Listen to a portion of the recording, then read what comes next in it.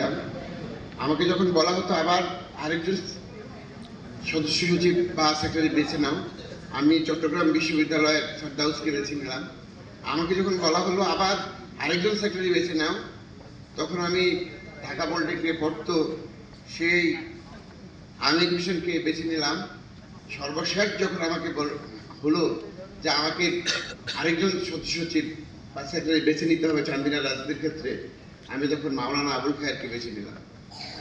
ও এতক্ষণ রমজানের উপর তাৎপর্যমূলক বক্তব্য রেখেছে, সেটা আপনারা শুনেছেন।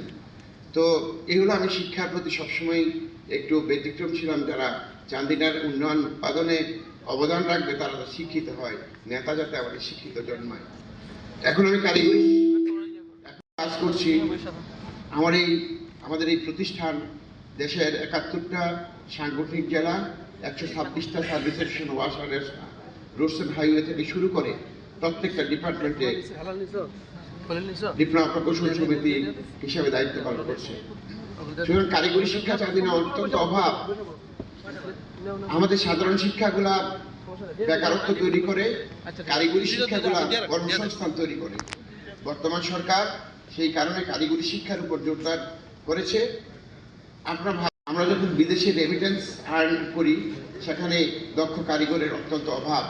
একটা অদক্ষ কারিগর গিয়ে যেখানে $10 কামাই করে, সেখানে একটা দক্ষ কারিগর $100 কামাই করতে পারে। সেটাই পার্থক্য। সুতরাং অল্প সময়ে আর বিস্তারিত বলা সম্ভব নয়। সেই কারণে এই সরকার কারিগরি শিক্ষার উপর জোরদার করেছে। আমিও চেষ্টা করছি এবং আমরা চেষ্টা করব চান্দিনার উন্নয়ন এবং উৎপাদনে কারিগরি শিক্ষাকে এগিয়ে নেওয়ার জন্য। এটা হলো আমার স্বপ্ন, এই ইচ্ছা আমার রয়েছে। সুতরাং আজকে আমরা একটা বিষয়ের উপরে সবাই ঐক্যবদ্ধ, চান্দিনা সমিতি। এখানে ধর্ম বর্ণ সবাই একত্রিত হয়েছি, দল বিদল সবাই একত্রিত হয়েছি। সুতরাং আমাদের ভ্রাতৃত্বপূর্ণ আচরণ যাতে অটুট থাকে সেই প্রত্যয় ব্যক্ত করে আপনাদেরকে অভিনন্দন জানিয়ে আমি আমার বক্তব্য শেষ করছি। আসসালামু আলাইকুম।